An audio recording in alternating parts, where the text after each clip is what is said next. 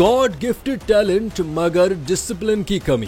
कौमी बल्लेबाज उमर अकमल का कैरियर तनाजात का शिकार। काफी अरसे से कौमी टीम से दूर उमर अकमल ने अपने आप को गोली मारने की धमकी दे दी। कौमी टीम के क्रिकेटर उमर अकमल का कहना है कि मुझे इंटरनेशनल क्रिकेट नहीं खिला रहे, खुद को गोली मार दूं क्या।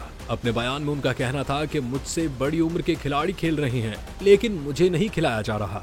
मेरा कसूर ये है कि मैंने अपने केसेस का दिफा किया है। उन्होंने कहा कि रिटायरमेंट नहीं ले रहा, मैं क्रिकेट खेल रहा हूँ लेकिन अपने वक्त का इंतजार कर रहा हूँ। मुझे डोमेस्टिक और T20 क्रिकेट नहीं खिलाई जा रही लेकिन मैं मुकम्मल तैयार हूँ। उनका कहना था कि पाकिस्तान के लिए मैंने अपनी बड़ी लीग छोड़ दी लेकिन अब मुझे छोड़ने का अफसोस होता है। उन्होंने कहा कि बहुत से ऐसे खिलाड़ी हैं जिन्होंने पाकिस्तान का बहुत नाम खराब किया लेकिन अब वो मरकजी खिलाड़ी बने हुए हैं।